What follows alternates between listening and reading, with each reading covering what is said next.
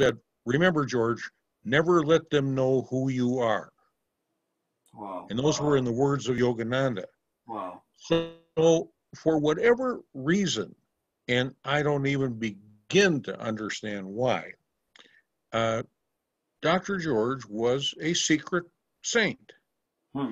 And so the test, it was a test that Yogananda had given him, was whether he was going to spuriously use his miraculous powers.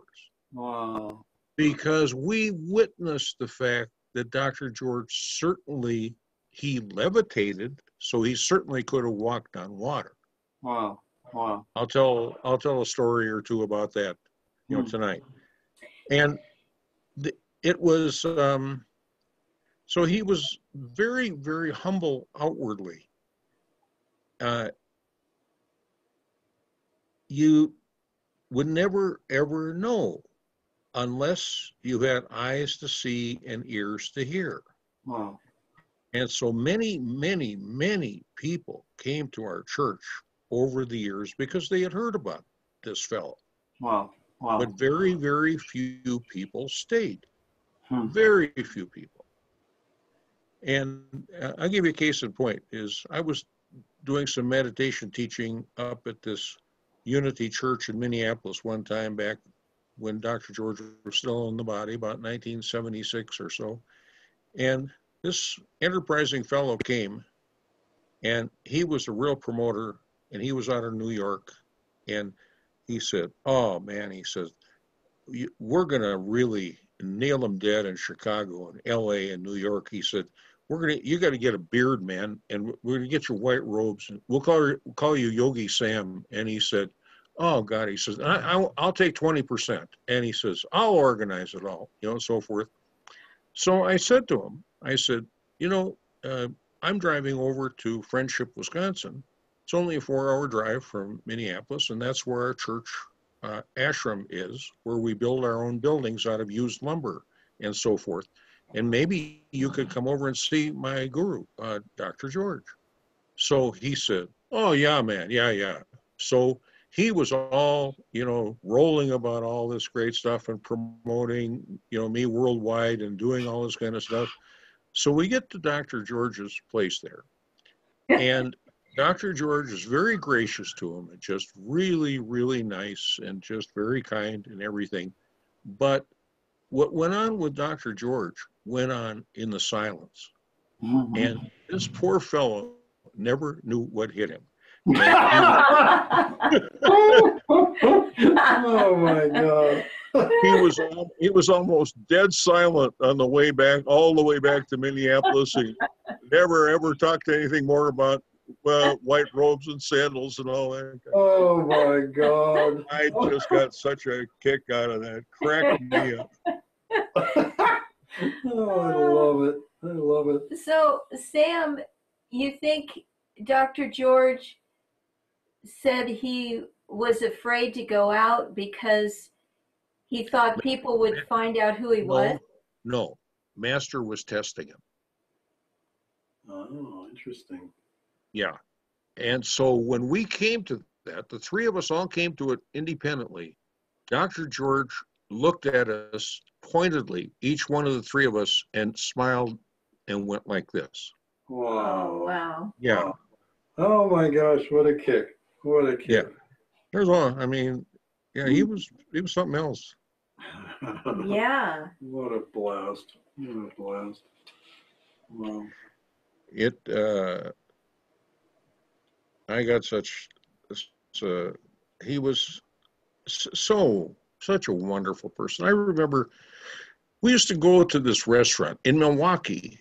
Eating out is like a religion. And people are always eating out. You're always going out to eat. And I maintain that you can go, even as a vegetarian and as a non-drinker, you could go to a corner pub and for $5 back in the old days, you could get a spread worthy of any top restaurant in Manhattan.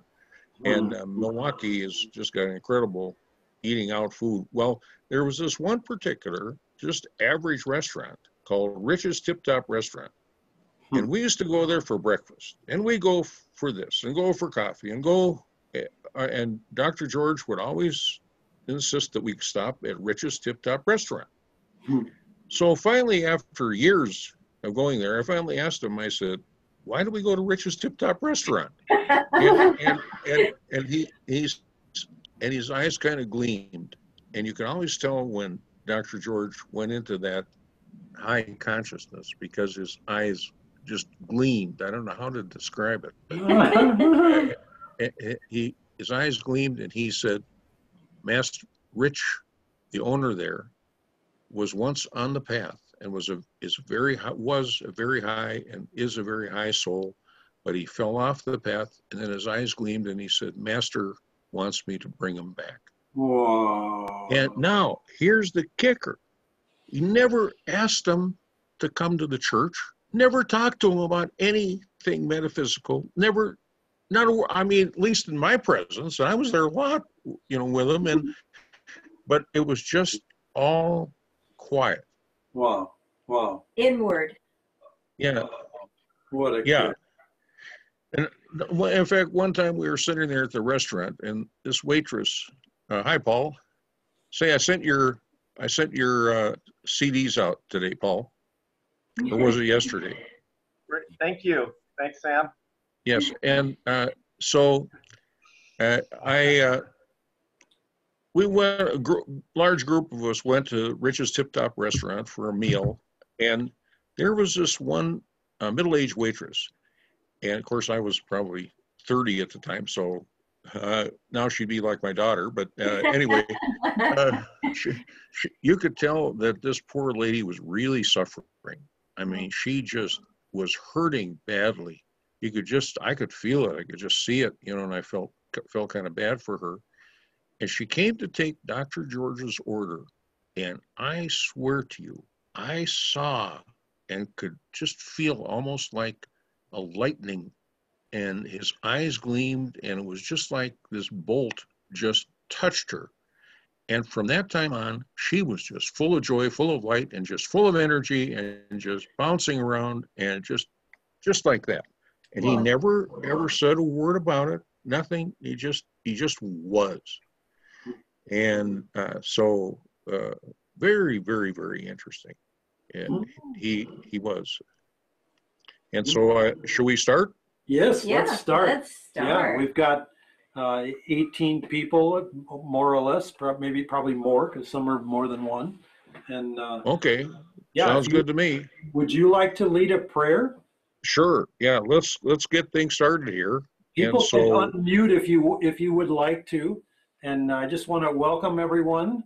And we're just thrilled to have Sam with us this evening. And so we're going to talk about Dr. George Gaye and his connection with Master, and story after story after amazing story that we've already started to hear. And so anyway, we're thrilled, and thank you for joining us, Sam, and thank you all for coming together.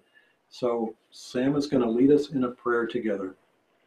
First of all, I'm so grateful to have connected with all you wonderful people of Ananda Village. And I have such a deep respect for Swami Kriyananda and his amazing life.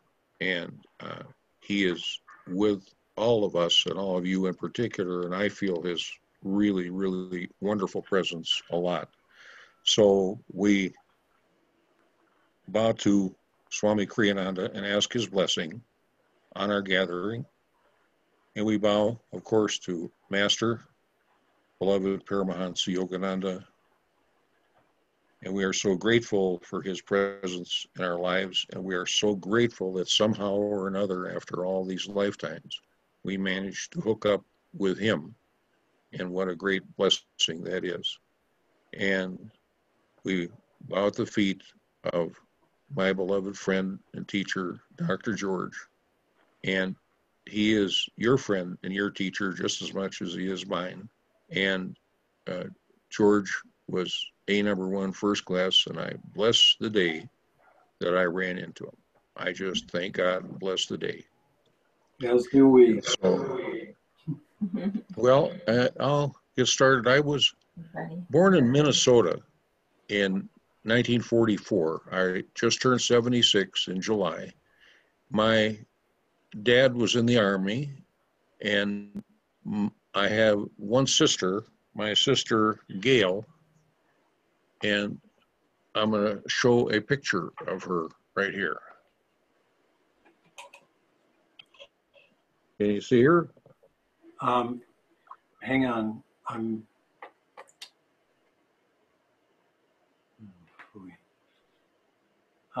George, are you still with us? Because everything looks frozen up here. Sam, geez. Me?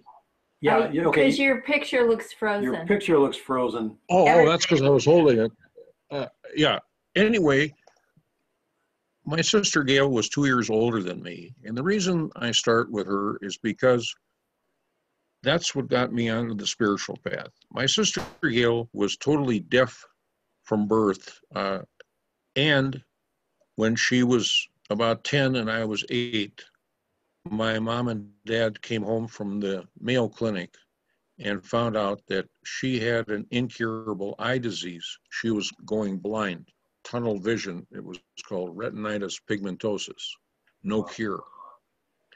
So as I was starting to get more and more conscious, what really, I turned out to be a math major, and I got straight A's in advanced differential equations and everything else, and math and so forth. And when you're a math person, you have this basic elementary logic. So even though I'm a mystic and a musician, I still have to have things make sense. And the thing that just did not make any sense to me whatsoever from the time I was maybe 11, 12, 13 years old was, why was my sister born stone deaf and going blind? And why was I so lucky, particularly since, in my opinion, she was a far superior person to me in most ways. And I had a great deal of respect for her.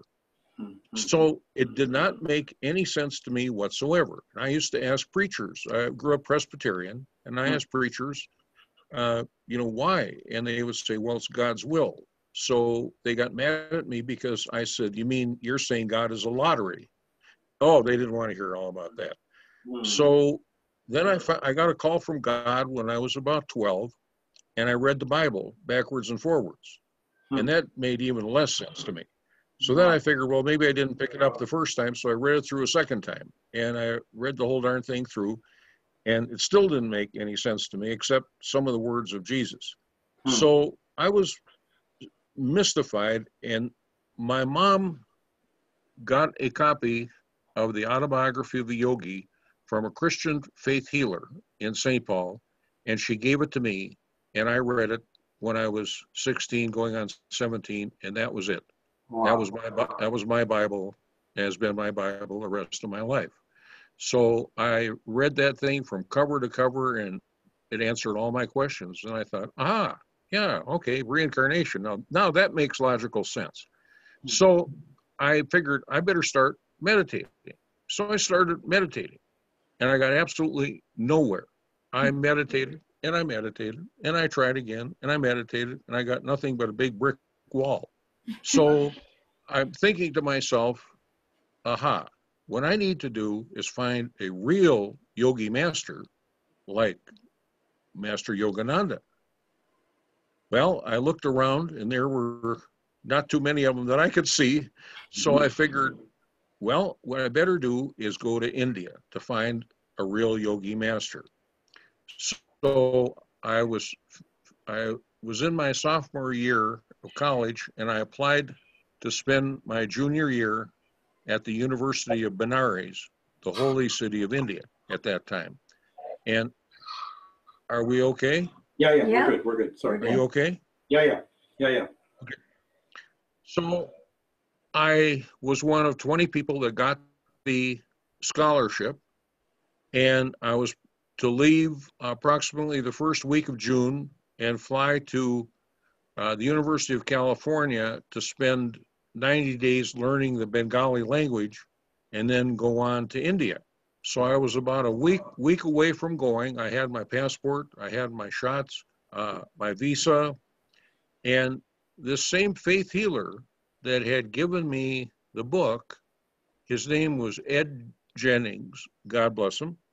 Ed, I went to see Ed and thank him for trying to help my sister and my mom. And he said, "Why are you going to India?" Well, I had told all my buddies and pals from college and high school, and they said, "Why are you going to India?" And I said, "I'm going to India to find a real yogi master." And they thought I was stark raving crazy in 1964. So, so I told Ed I was going to India to find a real yogi master, and he got very thoughtful. And he said, "There's a real yogi master in Milwaukee, Wisconsin." Wow. And they call him Dr. George. I don't know his address or his phone number or anything. And I said, "How do you know he's real?" He said, "Because a man named Bob Raymer had the Yogananda Center in Minneapolis, and I used to go over there. And Bob Raymer told me about this Dr. George, and my wife had an incurable disease, and I took the train in 1958 to go see Dr. George. I sat with him for 2 hours meditating, and then he blessed me on the forehead and blessed me on the top of the head and said my wife would be okay. And every time I closed my eyes on the train back to St. Paul, I saw a white cross in front of my spiritual eye, and my wife was healed. So I said, "That's all you know? His name's Dr. George, and he's in Milwaukee." And I said, "Well, that's good enough for me." So I left it was 8 o'clock in the evening, and I left, and I drove about 360 miles to Milwaukee. I remember I stopped in Madison, near Madison, slept a little bit in my car. I got in at 6 a.m., and it took me about 12 hours of detective work, and finally I found Dr. George. I knew, with a capital K, I knew that when I met my teacher that I would know. So the first time I looked at him, I knew. And then what was interesting was he was driving this big green pickup truck, which was full of stuff, and he was pulling a trailer with a huge, maybe 7 or so foot to 8 foot in diameter concrete, like a manhole type of thing. And so he had been going 20 some miles an hour all the way up from Milwaukee up to Friendship, Wisconsin. And so that's where I had driven up to find him. And the first thing he did was he said, "You got to help me get this off of here." So next thing you know, he and I were taking this big concrete pipe thing off the trailer using levers and this and that and everything. And so we got that thing off of there. And then he said, "Are you hungry?" And he cooked me supper, and then we meditated. And that's the first time in my life I actually felt it. I felt it. So the next day, I said to Dr. George, I said, "Listen, I know who you are." And I said, "I would like you to be my teacher." He said, "No." He said, "You should go to India to find a real yogi master." And I said, "No." And so I started arguing with him. And then he started pointing out every single flaw that ones I knew I had and ones that I had no idea I had. And I think it was about 20, 25 minutes that I was arguing with him. And finally, his eyes gleamed, like I mentioned. And then he said, "Okay." He said, "I'll help you." And he said, "Master sent you to me." And I'll tell you, I'll never forget those words as long as I live. Wow. So I drove home to Minnesota, packed up everything I had that was relevant, and moved down to Milwaukee to join Dr. George's church. And as I said, I bless the day that I ran into him.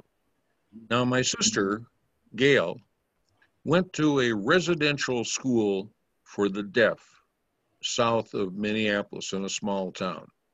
And there was about 35 or 40 kids of varying ages in this school. And it was two old maid teachers, Faye and Dina Allen, who revolutionized. They were two of the first oral deaf teaching people in the country. They taught the kids how to speak and how to read lips. Like when you talk with Gail, you talk like this and she would read your lips. Wow. So Gail was probably, I think, maybe 14 or so, about the first time she told my mother and I this. She said, whenever I am lonely and feel lost, she came home, incidentally, at Christmas, Easter, Thanksgiving, and the summertime. So my mom and dad told me, you are like an only child when Gail's at school, but when she's home, she has the priority. And I said, oh yeah, no worries. So my mom and dad were very straight people. Well, Gail told us, she said, whenever I am very lonesome, a kind man stands at the end of my bed at night when everyone else is asleep and talks to me. And I pondered that. And my mom just said, don't worry about it, don't worry about it. So years go by, and I now have moved to Milwaukee. And after about a month and a half, my mom and my sister drove all the way down from Minnesota to check things out, to see how I was doing and check out Dr. George and Dr. George's church, etc. So my mom and I were standing by her car, and Gail came across the street from the church and pointed at Dr. George and said, that's the man who stood at the end of her bed and talked to her. That was Dr. George. Wow. Yeah. And so Gail shortly thereafter moved to Milwaukee. Now I was underage. My dad co-signed for me and helped me get a house. And I bought an older house, which had been built back in about the 1910s or so, across the street from the church. Now let's talk about Dr. George and Milwaukee. I guess the only way you could really see this would be to come to Friendship, Wisconsin sometime and see what still remains of our church retreat there, our farm. Dr. George had approximately 30-some acres of land in the city of Milwaukee. It was address was 5000 South 20th Street. Now the airport would have been at about 6300 South. So 5,000 would be 50 blocks south of downtown, 30-some acres right in the middle of the city of Milwaukee, surrounded by housing developments. And Dr. George had this land, and it was big, beautiful, old hardwood trees, ash, maple, oak, etc. And starting in the 1920s, he had built this huge, and the only way to call it is a monstrosity of a building out of used lumber and used everything, i.e., how about using linoleum on the roof? Used linoleum on the roof. It was during the Depression, he had as many as 19 families living in this place, so it gives you an idea how big this place was. And he built it. It did not follow a single building code. There was not a single square thing in the whole thing. Everything was tipsy-turvy, and every once in a while, I would find a new room in the place. And it was very, very interesting. So, and the church that he had a dirt floor, and it leaked, of course, when it rained. And he had built pews by taking logs from his place, and he had a small sawmill there. So he sawed these logs in half lengthwise and built supports for them and built pews.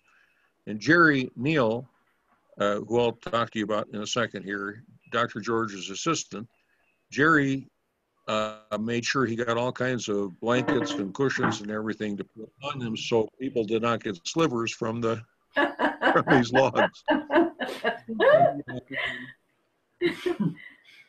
Now, I'll just kind of take them as they come to me.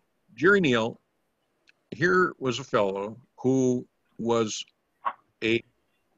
raised in an evangelical community called Zion, Illinois. His dad was a worldwide evangelist, and Jerry was actually born in London.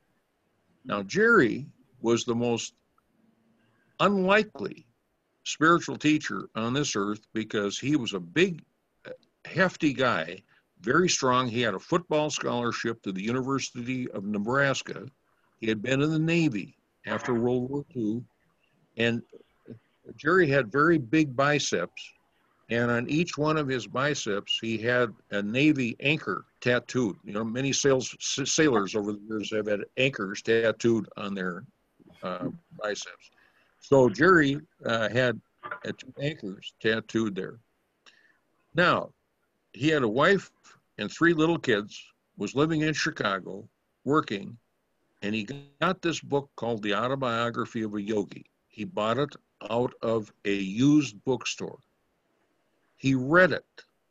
The day he finished reading the book in Chicago, he received a postcard, one of those little 3-cent postcards that we used to have back in the day, and with a pencil written on it was, "Jerry, I need your help.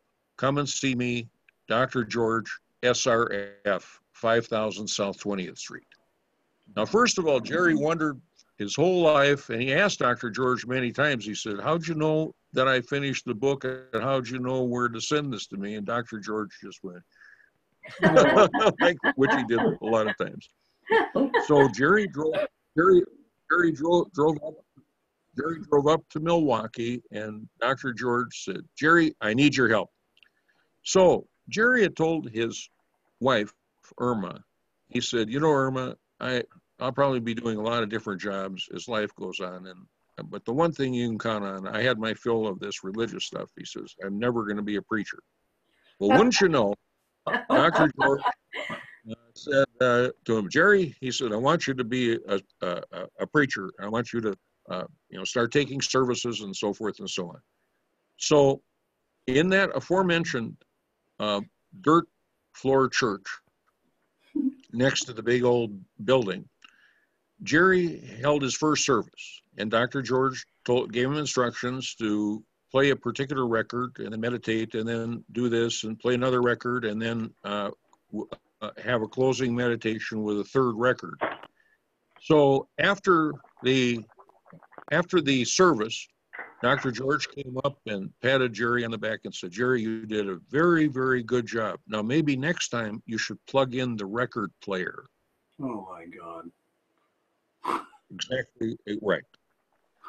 So Jerry, I remember I had a couple of friends from Minneapolis, and we came to Jerry and Irma's house years later, and Jerry and Irma told that story, and and I remember my friend Paul said, "You mean the record player operated without a power source?" And Jerry and Irma laughed and said, "Essentially, yes." They had a power source. Yeah, really. Yeah, Power source. And that building, we took it down board by board, and we transported it up to Friendship, Wisconsin with trucks and trailers. Wow. And we rebuilt buildings up in central Wisconsin there, about 160 miles away, near a town called Friendship, Wisconsin.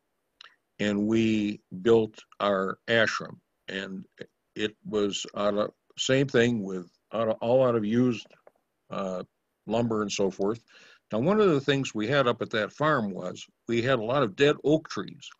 So one of my specialties was going out into the woods and cutting down the dead oak trees and dragging them out. And we used them for joists to build buildings.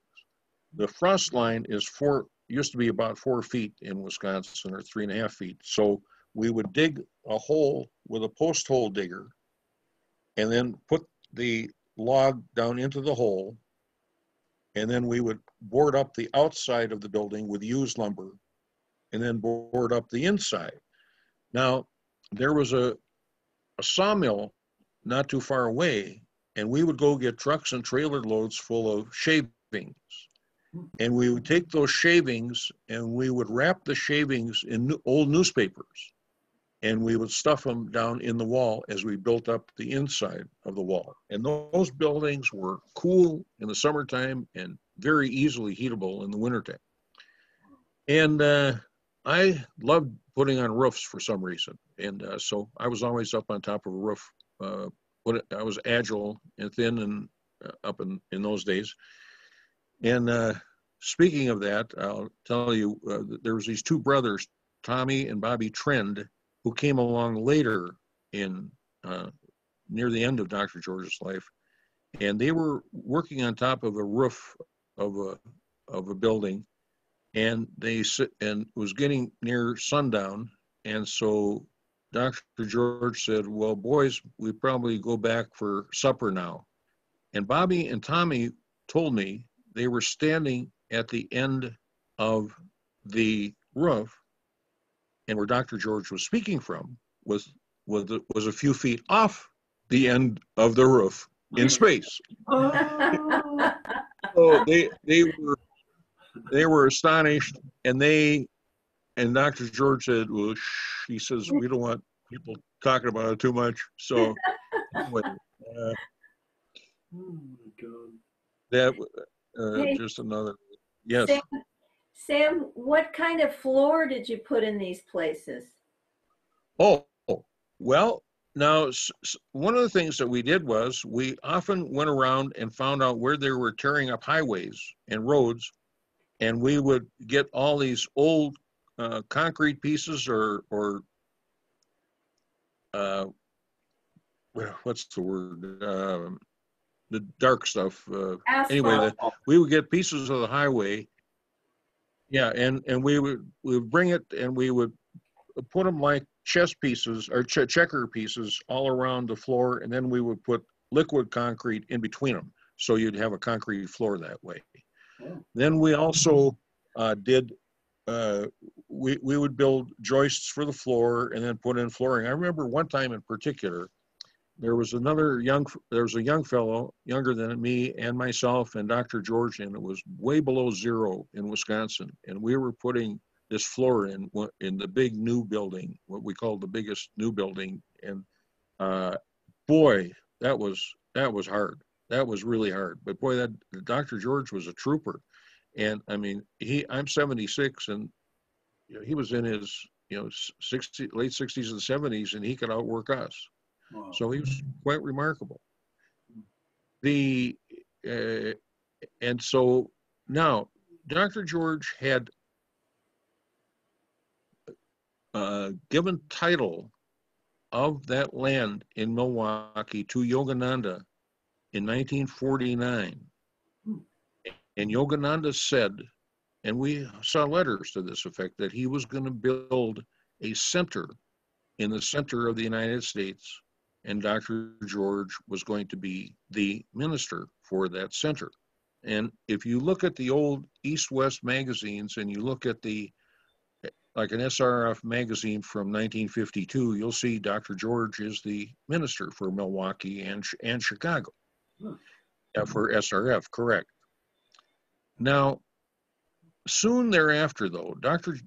Yogananda got pretty well swept away in a lot of things that he was doing there near the end of his life. And so nothing ever happened. And then Rajasi took over. But Dr. George told me, he said, Rajasi was mostly in the super consciousness the last few years of his life. He spent he was spent very little time out in the world per se, and he was basically in bliss. Rajasi was, and so when Rajasi passed, then those three ladies, no disrespect, got control of SRF, and that's when things changed, and they totally disrespected Dr. George, i.e., they would want him to charge big money for teaching the Kriya. And Dr. George told me, he said, I know who I'm supposed to teach Kriya to. Master tells me. Well, that doesn't go with an organization, okay? And so, like Yogananda said, organizations find it hard to abide by saints. So that's why I have never become a member of Self-Realization Fellowship, is because of the way they treated Dr. George. And I have to say that. And I also feel very great heartache about the way they treated Swami Kriyananda. I just did not like that at all. And so anyway, but again, Yogananda would say, and George would say, and Swami Kriyananda would say, that's God's plan. So that's just the way it was. So you can't blame, there's no blame. It's just the way it is. But that doesn't mean I have to be happy about it. Me either. So anyway, so SRF kept trying, when Master George gave Master Yogananda the property, he kept a life tenancy for himself. So that meant he could live there as long as he lived and maintain possession of the property. Well, SRF kept bugging him and trying to get him to give him the property. So finally, I was with him, and it was 1966, and we had gone to Rich's Tip Top Restaurant, and we were driving back, and he looked at me and he said, Sammy, I'm going to let him have it. Master wants me to do that. So he deeded the property over to SRF. They leveled whatever was left there. They leveled the trees and they put in nice upper middle class houses faster than you could say Jack Robinson. They sold it and took the cash. Yeah. And so I really missed that place. It was a special place. And if any of you have ever heard Bob Raymer talk about that, Bob was a wealthy young lad from St. Paul, Minnesota. And he flew his own airplane out to see Master in December of 1951. Wow. And he said, I read your book and I want you to be my guru. And Yogananda spent 24 hours, a total complete 24 hours with Bob Raymer, just he and Bob. And then he said to Bob, he said, if you want to really get it, he said, you go see George in Milwaukee. So Bob, first time I heard Bob tell this story, I just really laughed. Bob flew his plane down to Milwaukee, and here he came to this building I was telling you about. And it was just, and here was Dr. George, who dressed in not too prepossessing of a clothing arrangement. Mainly, he looked a little bit like a kindly bum. and Dr. George doesn't mind me saying that. So here Bob, this wealthy kid from St. Paul, flying his own airplane, having met the greatest yogi who's ever come to the West. And now here he is in Milwaukee seeing this guy with this incredible building, which he cannot figure out or fathom. So Bob said, aha, Master probably wants me to help this man. Okay, no problem. For Master, I'll do it. So then he said, Dr. George told him, Bob, you're probably kind of tired. He said, why don't you go over into that room over there? There's a couch there. Why don't you just lie down for a little bit? So Bob went over and lay down on the couch, and he said the Shakti went up his spine, right up, and his his crown chakra opened up, and he had the most magnificent mystical experience he had ever had. And he thought to himself, this guy doesn't need my help. So once a month for quite a number of years, Bob used to fly to see Dr. George. And then Dr. George told him, he said, I've taken you, to what Master has planned. And he says, now the rest is now up to you. So then Bob became a minister for self-realization. But he got thrown out at about the same time Swami Kriyananda got thrown out. Oh. And Bob had a meditation group in Santa Monica. He had a wonderful, wonderful condo in the last building, and when you're on Ocean Avenue going down, heading to the northwest, Ocean Avenue from the pier, the last tall condo on the right, that's Bob had a penthouse there with a beautiful deck, and that's where he had a meditation group. And many famous people used to come there in the 70s. When I was in LA in the 70s, I used to go there to Bob's place. And and he flew Dr. George out maybe once or twice a year to talk to his people. Now, it was about 1975, and that's when I ran across Sai Baba through Bob Raymer and through some of these people who were at Bob Raymer's place. Bob had been the first president of the American Sai Baba Association organization. And it was, so I got this book about Sai Baba, and I started hearing all these stories and about all these miracles and everything, and I found it, I thought it was really fun. So I came back to Milwaukee, and I showed the book and the picture to Dr. George, and I says, what do you think? And just like when he talked about Master, and whenever he talked about Master, his eyes would just gleam, and he would go into that super consciousness I told you about. His eyes just gleamed, and he looked at Baba's picture, and he said, wonderful, wonderful. So then a woman moved out. There's quite a few people from LA, Sai Baba devotees, who've heard about Dr. George and experienced him, and they started making treks to Milwaukee on a regular basis. And many of them said, this is the great American yogi we have heard about and read about. And this is he. So a few of them actually moved to Milwaukee, and one of them, Mary D. Haddock was her name. She was from LA, and she worked for a major law firm on Sunset Boulevard, but she moved to be with Dr. George the rest of his days. And she asked Dr. George in 1976 if she could set up a Sai Baba center in his church. And he said, certainly.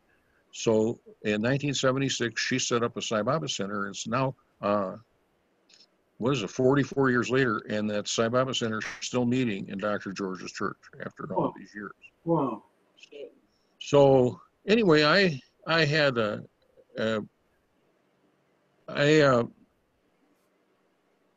interesting experience. Now, in 1976, Dr. George made me a minister, and he authorized me to teach the Kriya Yoga, and I just didn't really know too much about it. I was still traveling and playing music, and I was starting in the investment business, and so then my mom got paralyzed, and my sister, of course, had passed away, and I moved back to Minnesota, and the last time I saw Dr. George on this earth, it was end of May 1978, and I had gotten married to a lady named Kathy, who was working on her doctorate at the KU Medical Center in Kansas City, and so we were living in Kansas City.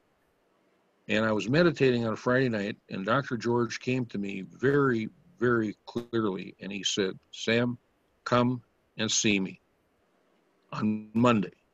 So on Monday, I flew to Milwaukee, and Bill flew in from Connecticut, and Haley Haynes flew in from California, and we spent all Monday and Tuesday with Dr. George, and I knew his time had come.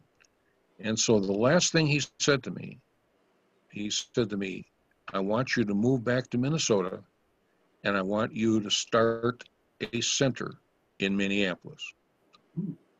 Now, if you knew yourself like I know myself, first of all, I had to start to laugh a little bit.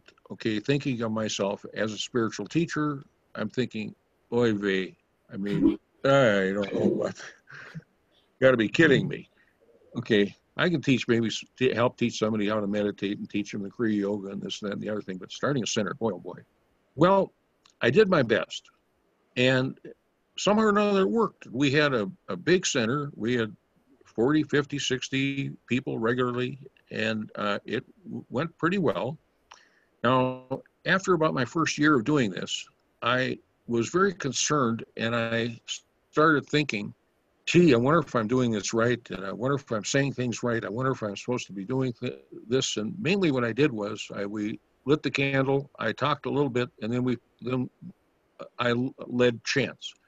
And that's my thing, is devotional chanting. And because I figured that's the easiest, quickest way to get high as a kite. And I guess that's the whole point of the whole thing, is to get high on God and we all want to feel God within and experience God and experience the joy and the bliss of God. And that's the best way to do it. So that's the gift that God gave me. Well, so that's mainly what we did, but I was still concerned that I was doing it right. And so I kept praying and asking for guidance and waiting and asking and waiting and asking. And then one night I was meditating by myself, and all of a sudden, here came Master George and Yogananda, and they were looking at me and they were laughing.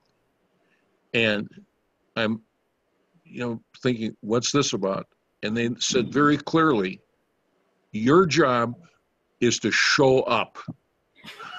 That's great. So then I saw, besides their words, then they disappeared, but then I saw and I understood, it's not on me. If people, Dr. George and Yogananda are right there, every time we lit the candle, my God, there they were, real as a heart attack. So anybody who could feel and experience that and was blessed by that, hey, God bless them, they were there. But if they didn't feel it, well, then they weren't supposed to be there. So it was not my job. So I had the easiest spiritual teaching job in the history of the world. It wasn't on me. Now back to my sister, Gail. I was decided I was going to go back to school, and I went to the University of Wisconsin, Milwaukee, and I worked a midnight to 8 job. I got a job running a computer as a computer operator from midnight to 8, and I went to college full-time during the day. Well, on February 1967, my boss called me, and he told me to turn off the computer, and some men were coming to pick me up. So 2 Milwaukee policemen came, and they were very grim, and they took me down, and I got in their car, and we headed south out of downtown. And then I realized we're heading for my house. And basically what happened was my house burned down, and my sister never woke up. And so I was pretty shaken.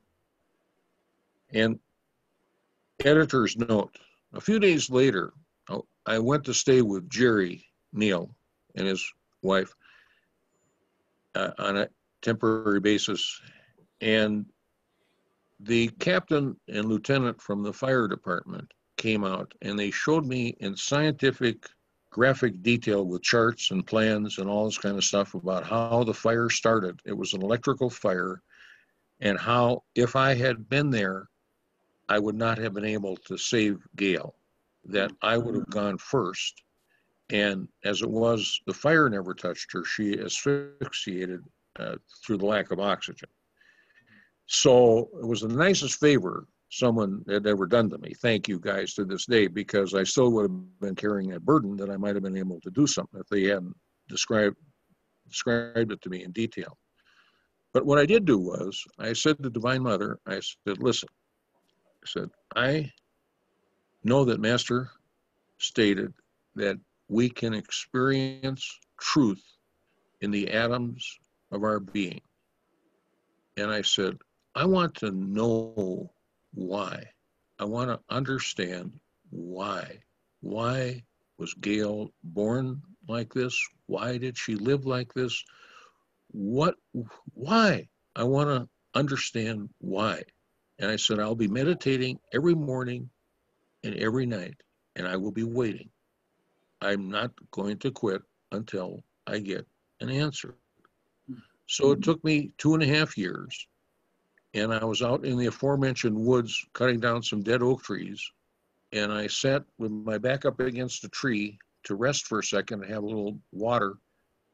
And very interestingly, suddenly a deer ran right by me, maybe no more than 10 or 15 feet away, and it just startled me. And then the Shakti went right up my spine, just like Bob Raymer happened. And I haven't had very many visions in my life. I wish I could have a whole lot more, and I know we all do. They're so wonderful, and every once in a while, so rarely you get them. But oh my Lord, I just got right up to the tippy top, and I saw very clearly that Gail had chosen to come in this form.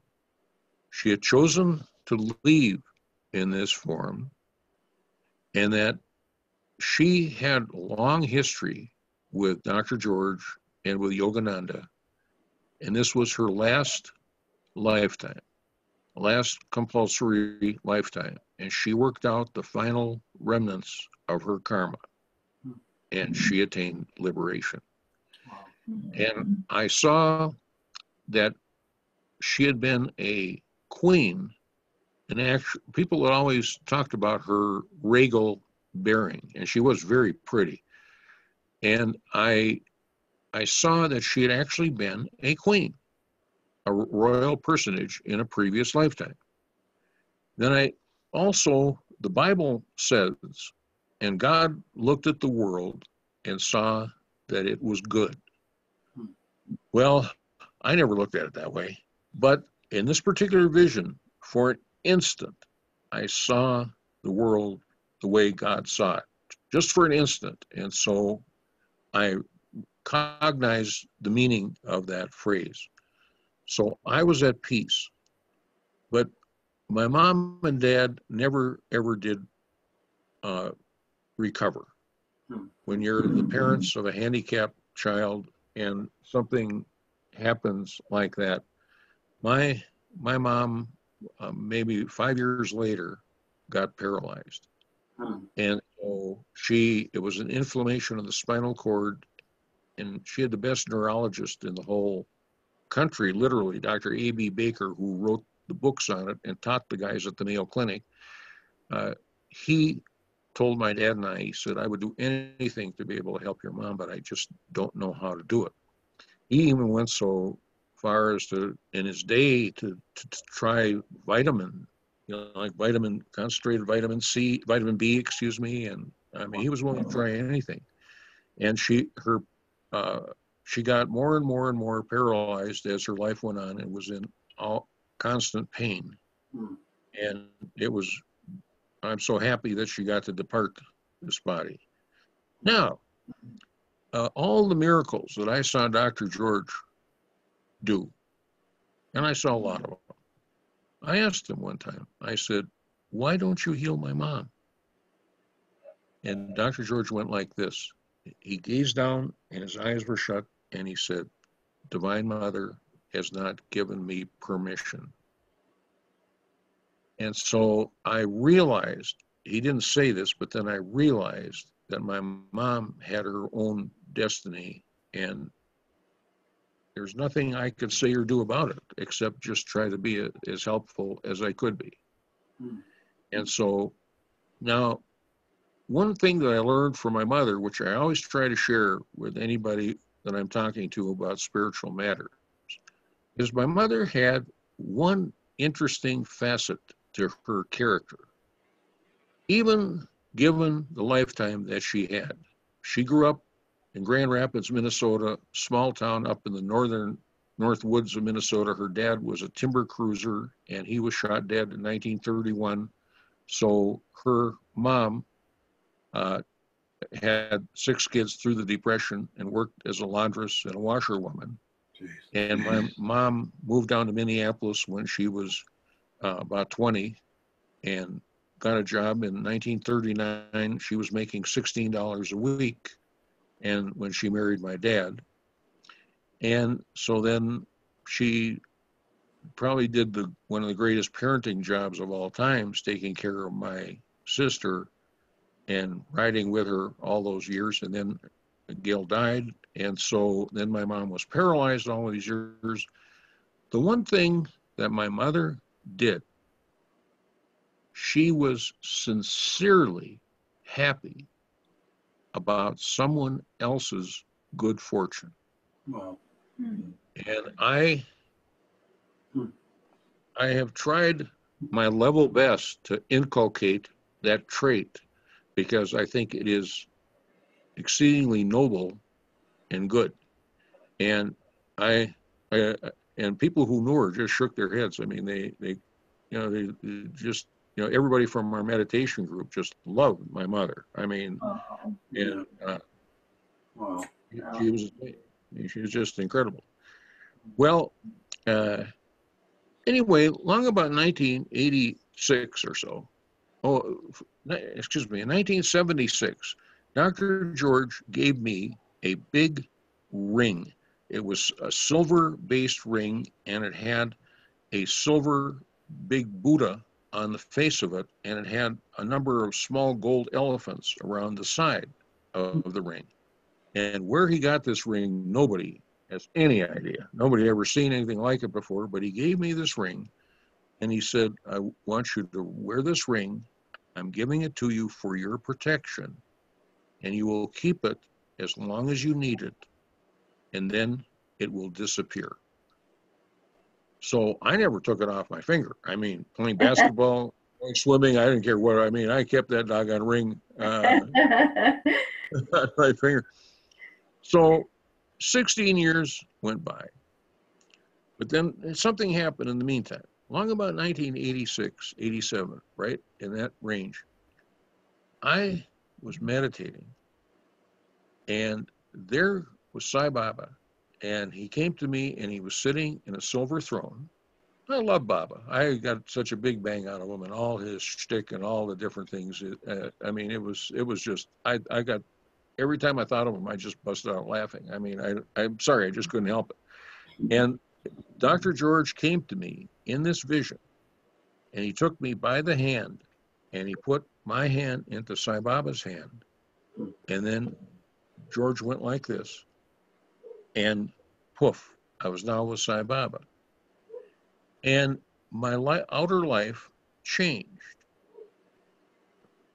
Now, after about a year or so, I was thinking was feeling really, really uncomfortable about this. So I started praying and meditating again and telling Master George and Yogananda, look, I got a problem here, okay? I don't want to be disloyal to you guys. I really love Baba. And again, I had a wonderful visitation, and both of them came to me, and they were so kindly, and they said to me, Yogananda and Master George, they said, what kind of friends would we be to you if we deprived you of a chance once in 5,000 years to be with such a being as Sai Baba?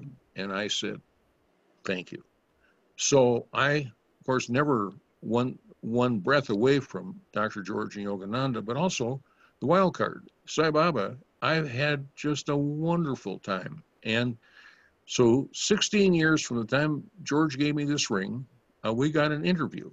Our group from St. Paul, we were over there in India, and picture all these thousands and thousands and thousands of people there from every country you can name. And it was really rare that you got an interview. And I don't know how we got it, but we got an interview. So he went around to each person, and he came to me, and I handed him Dr. George's ring. And I said, would you bless this, please, for me? And Baba took it like this, and he said, whose face on ring? I said, Buddha. He said, no, no. He said, Buddha, Buddha. And he said, face not clear. He said, ring too big. And I said, well, Baba, I like your face on it. And he went, and it became this ring with Baba's face on it. Whoa, amazing. Yeah. And so the next day, now here we are with all these thousands of people, and I'm like in row 5, and there's no point, no hope of even coming close to Baba. And I'm thinking to myself, geez, I wonder if Baba knew about Dr. George's prediction. How would I ever be able to ask him? Maybe, who knows? I mean, I don't know. How in the world would I mean, impossible.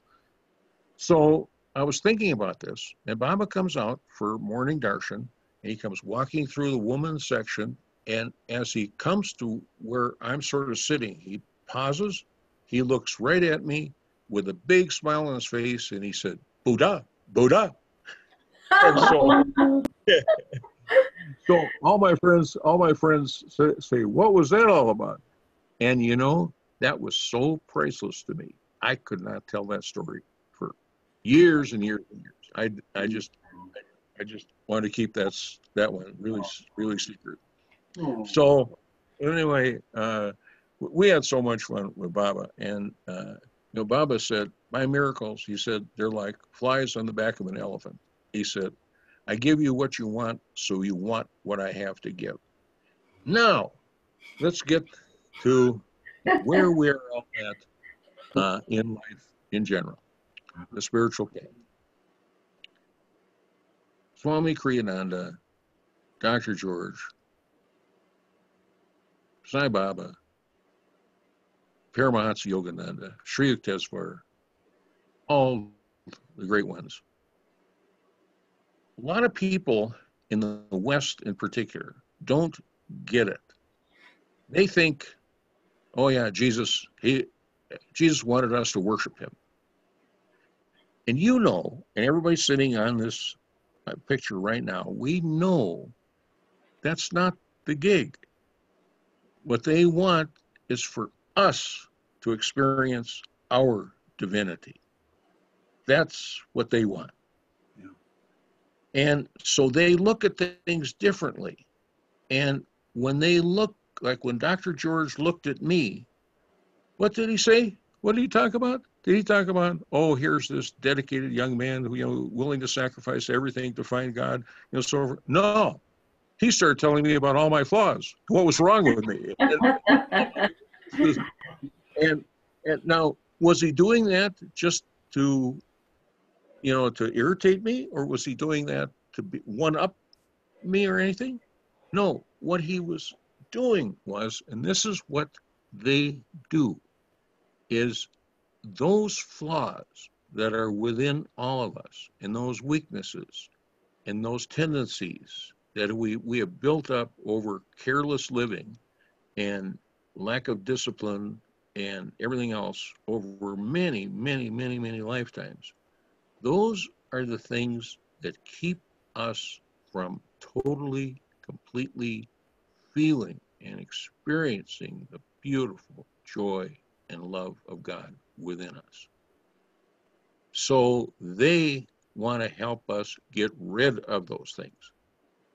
And that's, you know, that's what their job is. I remember Jerry Neal said to me one time, he said, Sam, he said, I know you're not going to like me saying this, but he said, you must think of Dr. George sometimes as a spiritual garbage man. And I said, explain that, Jerry.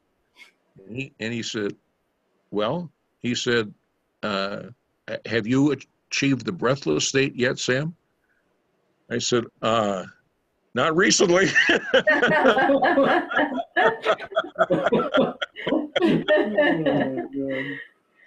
And so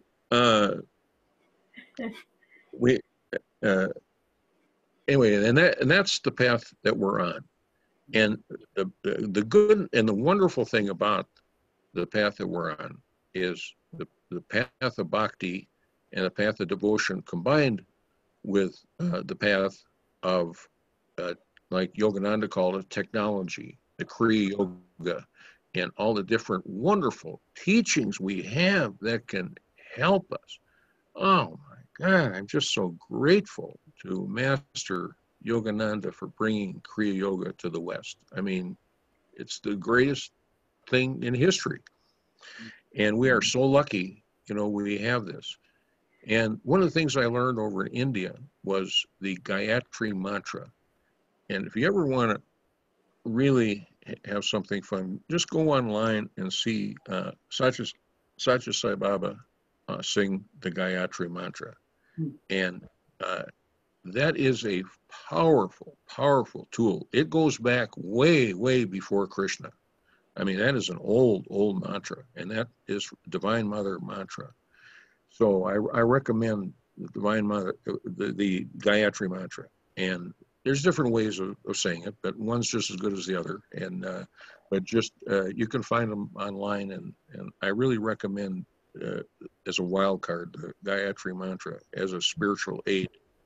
Yeah, we do it on Sundays. Sam, I'm wondering if you would tell us how Dr. George met Master. Certainly. Yes. How did they get together? Well, it was the early 1920s, and Yogananda was doing his classes at the Schrader Hotel in downtown Milwaukee on Wisconsin Avenue, which later became the Sheraton. And George was a young man, and he was walking along Wisconsin Avenue and one way, and Yogananda, with his long hair and his orange robe, was coming the other direction. And Yogananda said, "George, come to my meeting tonight." And he'd never seen him before. So he went to the meeting, and that was it. And, now, Dr. George was born in a town called West Bend, Wisconsin, about an hour northwest of Milwaukee. And you've heard of West Bend cookware. That's made in West Bend, Wisconsin. My dad worked for West Bend. Oh, my goodness. Oh, for heaven's sake. Oh, my goodness. And Dr. George was an orphan, and his mom he did not ever know who his father was. His mom died when he was 4. So his older sister took care of him for about a year, and then he was farmed out literally to a farm outside of West Bend, Wisconsin. So George was one of the few people on earth who worked his way through grade school. And he worked on this farm, and the mean farmer gave him just oatmeal 3 times a day, plus milk. He could take some of the milk that he milked and could get vegetables, here and there. And so this mean farmer worked him pretty hard, and even as a little kid. And then a kindly, childless, elderly couple took him in, and they took care of him up until the time he was an adult. And they were really good to him, and they really were sweet to him.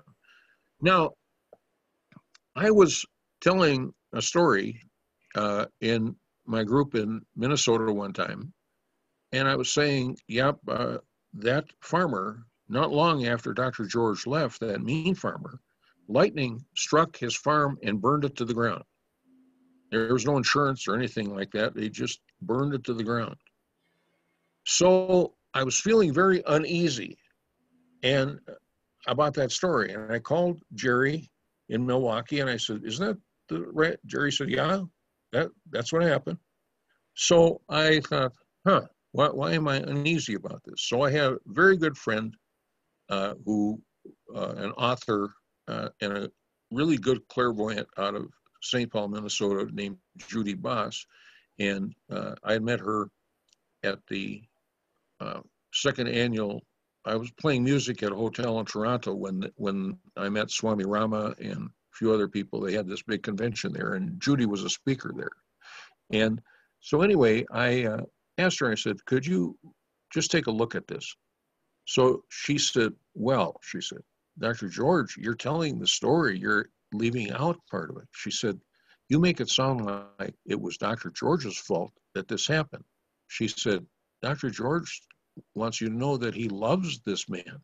He prays for him, all the time. And it was his karma and his thoughts that did that.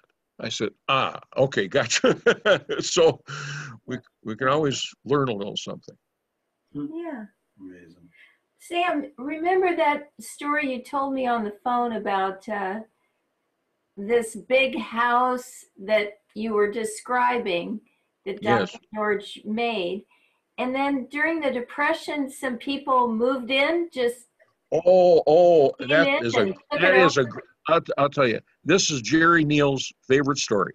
Okay. Jerry, because Jerry was right there.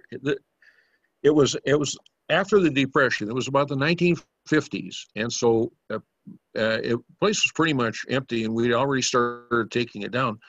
But this criminal family with maybe 4 or 5 cars and maybe 15, 20 people, including robbers, machine guns, wives, and so forth. They moved in, and they told Dr. George, they said, "We know you're a holy man, and you're not going to stir up any trouble. We also know that you violated all the building codes in history building this place, so you can't call the police. So we're going to base out of here. And as long as you don't give us any trouble, we won't kill you." So Dr. George started the story by saying that Master had told him, "Now, George," he said, "I'm going to be very busy on the other side when I get to the other side." And he said, "Please, you'll be able to handle things." He said, you don't have to disturb me, and so I'll be very, very busy. And so Yogananda talked very forcefully and, emphatically sometimes. So Dr. George had had enough, and he went into deep meditation one night and called on Master on the inner plane. And Master Yogananda said, "Okay, George," he says, I told you, he says, not to bother him, but he says, "Don't worry." He said, "By tomorrow morning, they will be gone." So in the middle of the night, about 3 a.m., that whole crew left in the greatest hurry you ever saw and took off, never to come back, because from every direction in all the rooms they occupied, thousands and thousands and thousands of cockroaches came out of the walls, out of the ceiling, everywhere, and just nailed them. And they were terrified. So if Jerry Neal was here right now, and I'm going to ask Jerry to be with me as I tell the story, Jerry and his brother Gordy came over that very morning to see Dr. George and take him out for breakfast before he went up north to the farm. And so Jerry said he had never in his whole life seen such a sight as, then all the cockroaches conveniently died.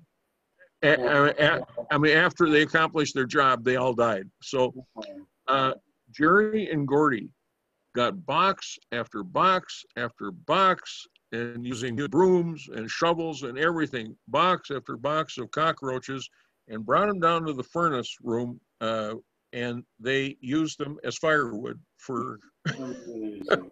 Amazing. Now, Gordy, Jerry's brother, God bless his soul, passed away. Gordy had a good friend who was a professor at Marquette University. So Gordy took a handful of these cockroaches and put them in his jacket pocket. And he went to this buddy at Marquette University and said, "Can you ask the biology department guy to look at this?"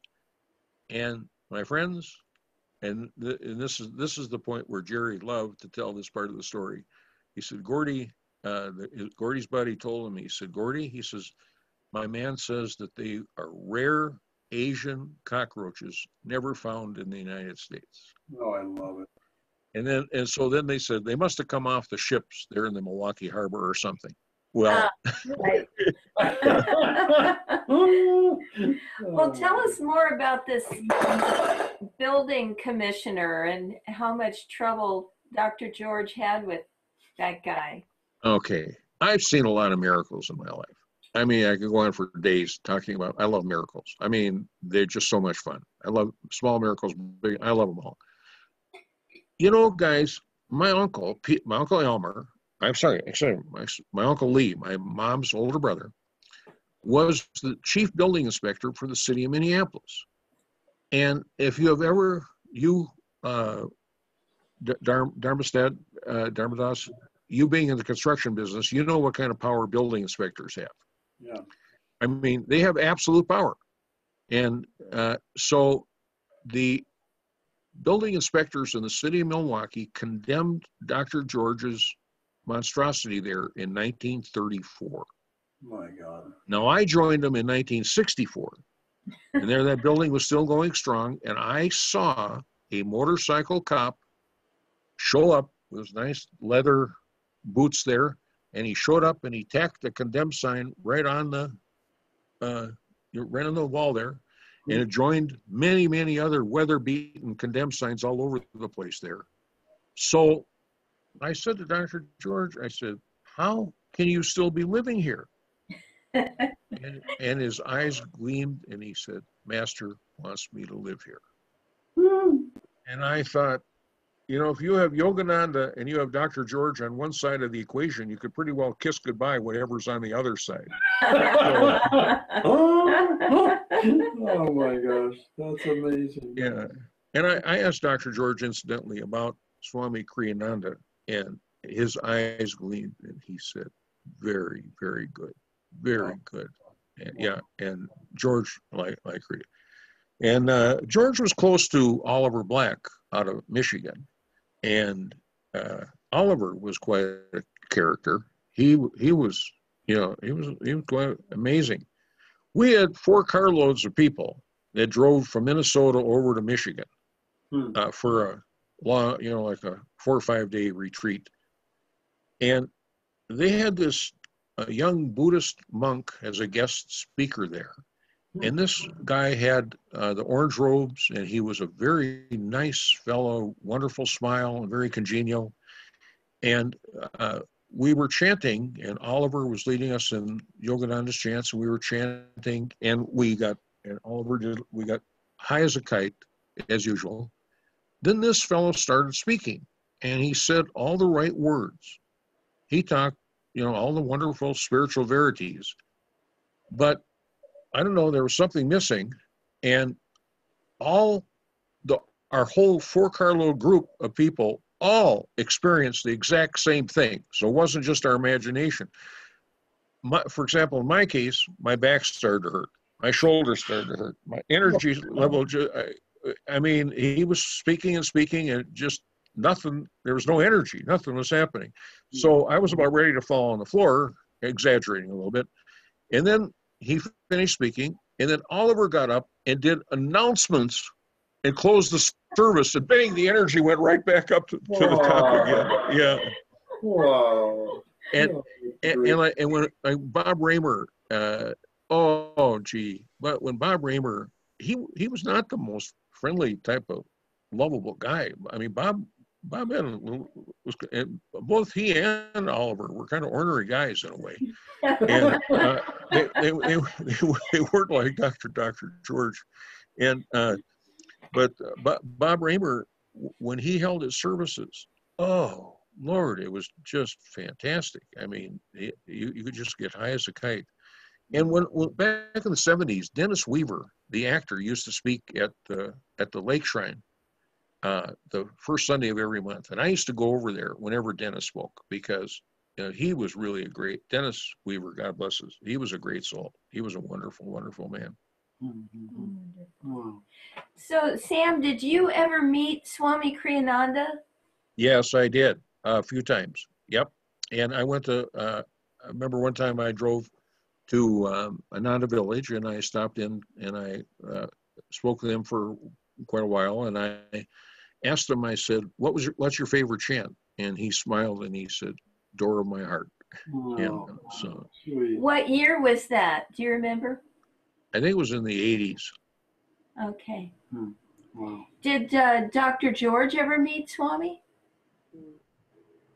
Way back when, probably in the 40s, probably the late 40s. I'm guessing 40s and 50s. Yeah, I'm sure they did. Yeah. Okay. Could I ask Sam to tell another story, guys, and if that's okay? Sam, Yeah, go ahead. Sure. Do you remember your near-death experience? Could you share that with everyone, Sam? Oh, okay, Lisa. Well, strangest thing happened.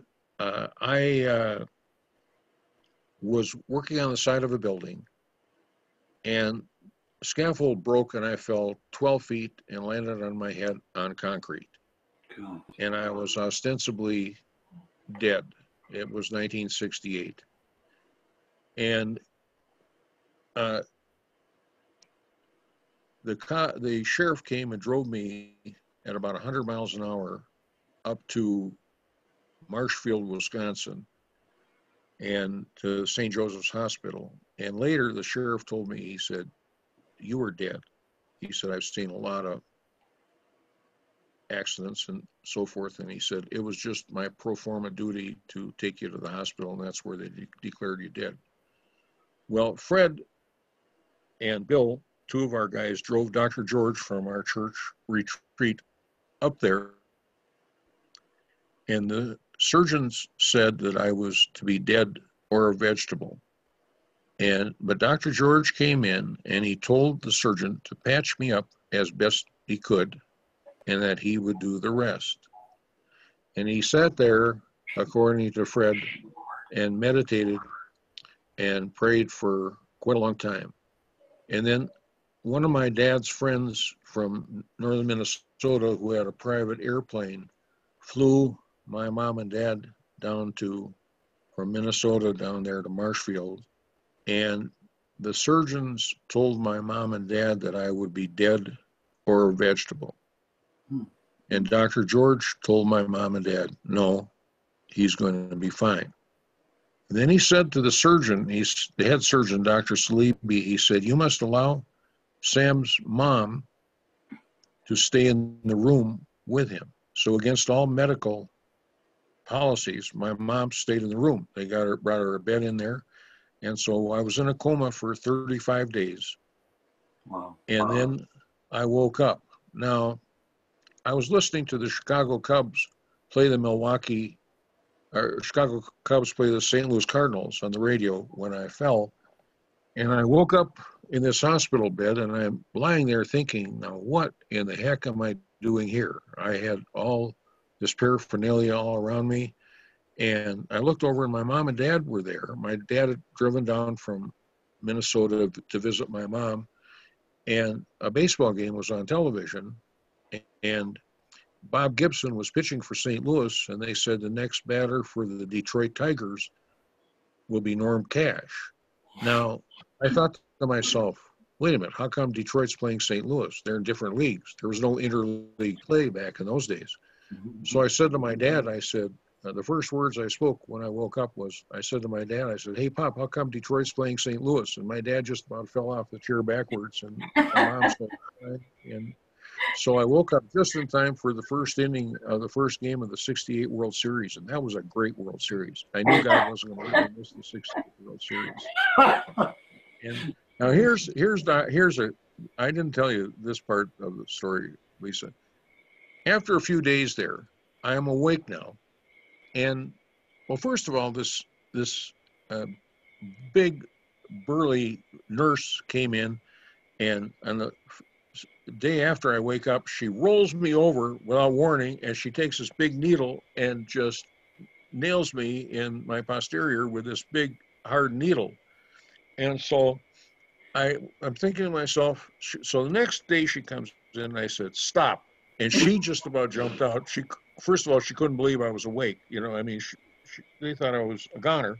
So I said, "Don't you come near me with that needle. If you want to give me some kind of medicine, you consult with a doctor and I'll take it orally, but no more needles."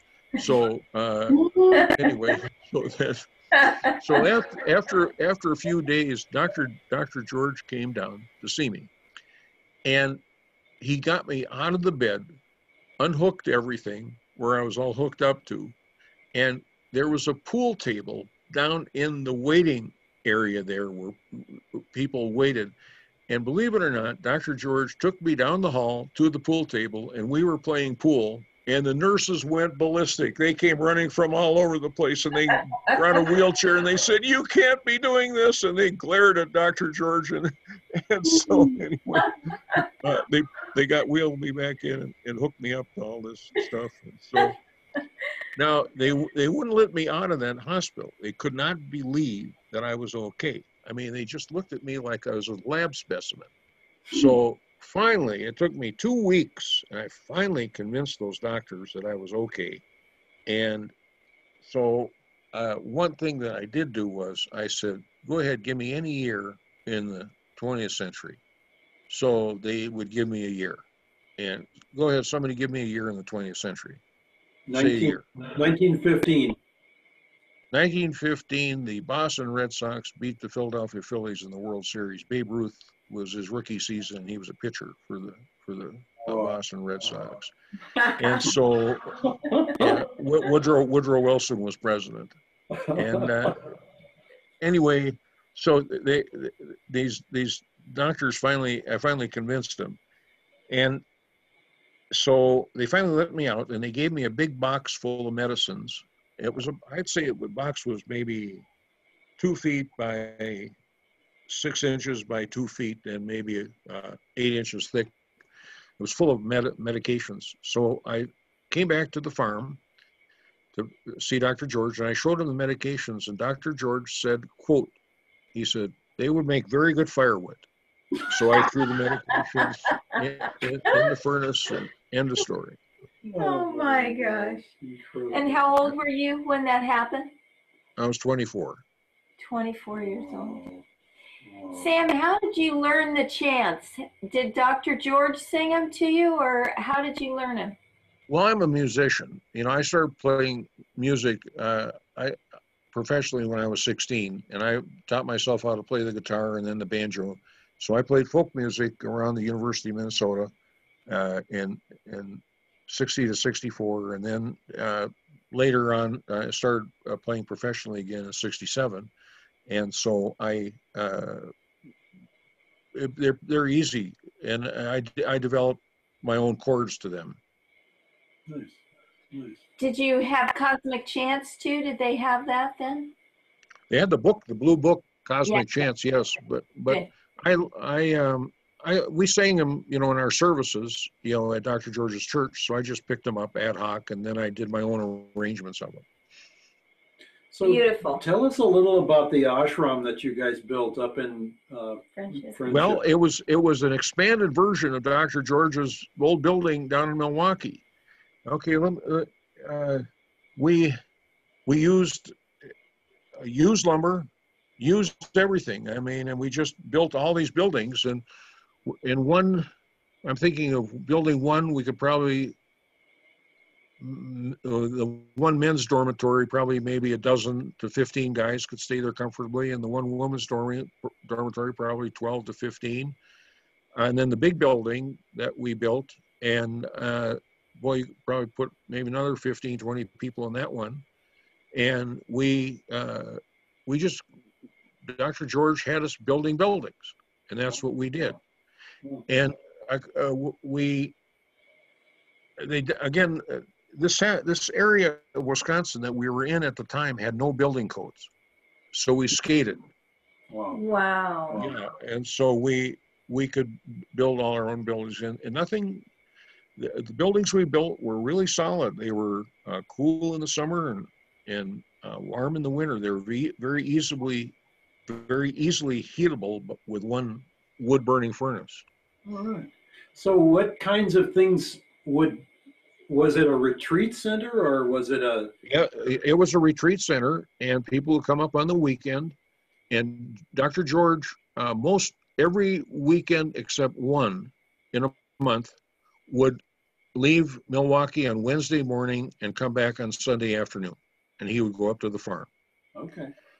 And so over the years, I loved the farm. I used to go there as often as I could, and many people would come up, and we would, mainly what we did was work. That's about all we did. There was not much. We would have meditation in the evening and meditation early in the morning, and that was about it. Did he have a garden up there? Oh yeah, yep. We always had gardens. Yeah. Now Wisconsin. I better tell you one interesting little thing about Dr. George. I was, we have one of our people from our church in Milwaukee, Debbie, has been going through some hard times. So we had a healing service for her on Zoom back a month or so ago. And they had me run the healing service. And so I was telling stories. And what really got a huge laugh was, and I've told this before, but Dr. George used to drive his truck or his car for miles, many, many miles on the highway or on the freeway with his eyes closed. And I rode with him many times, and I'd be sitting there and he'd be driving along with his eyes closed. So needless to say, that helped me learn how to meditate. Oh my God. So most of the people in our church experienced that at one time or another, and it was always, and why he did that, I have no clue. It was there are so many things about the great ones and about teachers that are inexplicable. I mean, we can't explain it. They kind of do what they do. Absolutely. Amazing. Absolutely. Amazing. How many acres was that place in Wisconsin? 80 acres, and it was all wooded, all covered with woods. And the pine trees were taking over the oak trees. Wow. And Dr. George took me out in the woods one time, and he explained it to me, and he showed me, he said that there's competition amongst trees, and that the pine trees, it had been an oak forest, but the pine trees were now taking it over. Wow. Now I'm from Minnesota, and all the way across northern Minnesota were hundreds and hundreds and hundreds of miles of what 100 to 150 foot lodgepole pines, they used to call them. And they built ships out of them and built telephone poles, and they logged over that whole country. And now it's like second and third growth. Where did you grow up? I was born in Grand Rapids, which is up in the northern part of Minnesota. And I went to high school and grew up in White Bear Lake, which is a suburb of St. Paul. Okay. Now I'll tell you a couple, there's different kinds of miracles, okay? And all of us here on this event here tonight, one thing we should always be on the lookout for, and it's really fun to do this, always be on the lookout for what I call RSVP, very small, personalized miracles that don't mean anything to anybody in the whole universe except to you. And that's God's little personal drama with all of us. And that's how God makes herself or himself known, and the gurus make themselves known. And so always be on the lookout, always be aware, be on the lookout for little fun things. And I'll just tell you one that happened to me. When I was growing up, the Minneapolis Lakers, who became the Los Angeles Lakers basketball team, they moved in 1959. Long about time I was about 10 or 11, my dad took me to a Minneapolis Lakers expedition game. And at halftime, one of the Laker players, Clyde Lavelle was his name, stood at half court, and over his head backwards from mid-court, he would be swishing shots. Wow. Now, if you ever saw the Harlem Globetrotters play on television or in person, there was a fellow, Goose Tatum, who used to do the same thing. And he would stand at half court and throw the ball back over his head backwards from mid-court and swish it. Wow. So all the time I was growing up playing basketball, besides doing everything else I was doing, I was also, trying to play basketball. So I would be doing this back over my head, and the coaches would say, "Podany, will you stop that?" And then the coaches were out of sight. Then I tried again, and my teammates would all, really razz me. And I never came close. I mean, I rarely even hit the backboard. I mean, it never came close. And so years went by, and I was 33 years old, and I used to do a program for schools called The History of American Folk Music, school assembly programs. And I happened to come into this town in Texas, and I had my cowboy hat on, buckskin fringed jacket, and I was carrying my banjo and my guitar, and I entered the school through the gymnasium. And here was this whole Phi Ed class of teenage boys, and they started whistling and hooting and howling, say, "Who's the dude?" You know, and all this kind of stuff and whatnot. So to this day, I don't know what possessed me, but I set my instruments down. I went to half court. I took my hat off. I went like this. They threw me the ball. I went like this. Swish. Wow. It's the only one I ever came close on in my entire life. Wow. And so there was stunned silence.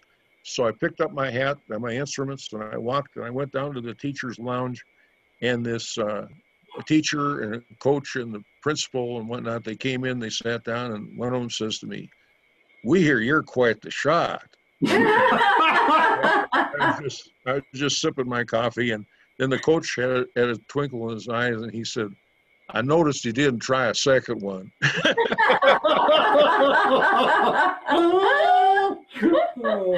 When I came out to do that program, I mean, you would have thought those kids that Clint Eastwood and Jesus Christ had come to town. I love it.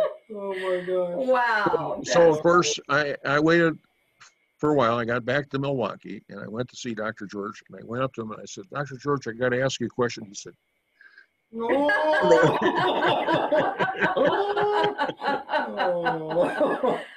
That is so sweet. Priceless. I know. I mean, it's just, it's so much fun. So that's the RSVP kind of miracle. Yes, it doesn't mean anything to anybody else in the whole. I mean, but That's what makes it I all knew. the sweeter. Yes, exactly. So you got to be on the lookout. Wow. You always be on the lookout, because you never know when God will strike. Sam, someone wants to know if the chants are recorded. Yes. With you chanting.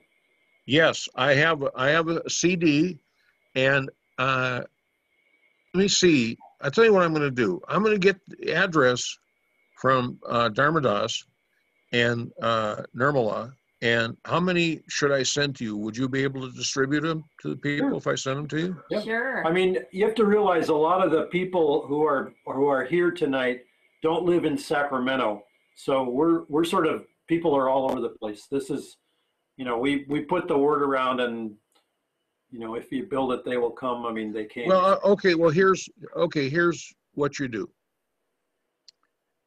Let me just think here. I have my book.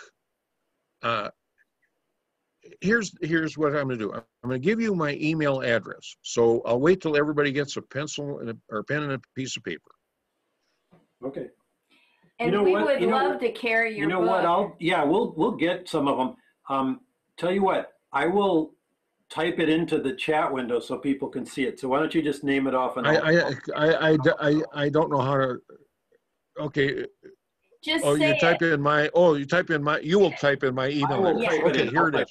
Yeah. It's Banjo Sam. Type it in. It's Banjo Sam. Yeah. BANJOSAM 99. Okay. At Gmail, BanjoSam99 @gmail.com. Got it. Okay. And, everybody has it now. Yeah. Okay. And so what you guys do is send me an email. And okay. what I'm going to try and do is figure out how to. Now, Nirmala, I sent you those attachments, the songs in the email. Did that work out? I loved them. I wrote you back. Okay, yeah, okay. All right, good. All right. So what I can do is I can send you an online version of my book, so you don't have to go through the trouble of buying a book, physical book. And it's the same thing. And I'll send you an online version, and I'll send you my songs online. then what I'm also going to do is send a bunch of CDs to Nirmala and her husband, and so have those available. So if you want to, you can get one from them. How's that sound? That's wonderful. Sam, that's wonderful. Send us some books too. I'd just love to read your book. Let's get a few physical books. That'd be great. Yeah. All right. What's the title Okay. of the book? I didn't actually hear that you had written a book. Masters and Miracles. Wonderful. Wonderful. Oh, that sounds great. Good. Good stuff. Sam, we have just enjoyed your stories and being with you. It's pretty been much wonderful. didn't even come up for air there. It's awesome. Well, it's my duty, and it's my joy, and I'd rather do this than anything else. I know. Even Someone's asking if you'll record the book, if you'll actually read the book into a recording. Swami used to do that. Swami would for do all an his audio books. book. So anyway. Oh, that's a great idea. Of course Isn't I could that do a great that. idea? Yeah. Hey, wait a minute. Maybe, Paul, would you do that? No. No, it has to be your voice, Sam. Has You need to read it. It's got your vibrations. Yeah, it's got All to right. have your I voice. knew you were trying to squeeze out of it, Paul. But people would love Okay, to hear. and I'll tell you one last story before I go. Okay. Oliver Black confirmed this, and I was telling you guys this story, but it was in the late 1930s, and they had built the ashram in Encinitas for Master, and they were chanting, and they chanted late into the evening, and they got gloriously inspired, and Master had them come down by the ocean, and Dr. George told us that Yogananda walked out on the water. Wow. On the ocean there. Yeah. Wow. So pretty cool. Wow. That's amazing. Oh, that's so beautiful. Okay, I better tell you. Okay, you got to end with a good laugh. So I got one more. And this is Jerry Neal's story. And so I just wish Jerry was still in the body so he could, confirm some of these wonderful stories. But Jerry and Dr. George one summer drove from Milwaukee over to Detroit. It's not that far, only 220 some miles or so. And Mr. Black was very wealthy, and he had this huge, beautiful mansion. And no disrespect, just fact, Mr. Black's wife was not all that fired up about SRF and about Yogananda, and especially she was not too happy about Dr. George and Jerry. Jerry with the aforementioned tattoos on his biceps, and Dr. George not dressing up to normal civilized standards. She being a country club sort. So they were having dinner the first evening there at Oliver's house. And when I asked Oliver about this one time, Oliver went like this. He just rolled his eyes. And so, but anyway, they were sitting there, and Mrs. Black really started to ride Dr. George, and she was insulting him. And so forth. And Jerry said, Dr. George's eyes gleamed, and he said, the house started to shake like an earthquake. Wow. Jerry said it felt just like an earthquake, and Mrs. Black disappeared, never to show up again for the rest of their visit there. And Jerry said that Oliver just shook his head and said, she just never learns. Oh my God. Oh Lord. Oh, that's priceless. That is a great story. That's priceless. Oh my gosh. my I can God. imagine Oliver China in the cupboard starting to. Yes. Wow. Amazing. Oh. Well, Sam, thank you. You guys have a wonderful evening, and God bless each and every one of you. Thank you for coming into my life. I'm so grateful to be part of Ananda Village. Thank you. Thank you. Sam, we are so grateful to have you be part of our lives. We just appreciate you so much and Yeah, thank you. love to hear all these stories. It's just heaven for us. Well, I can't wait to get out there when things can move again, and we'll play some music. How's that? Sounds And that wonderful. sounds fantastic. Sounds wonderful. Thank Okay. you. Thank you so much. God bless you. God bless. Thank you, guys. Thank you, everyone, Thank for you, Sam. sharing in this. It's Yeah. just been great to You have bet. you all. Thank You take all. care. You too. All right. God bless you. Take care. Should I go to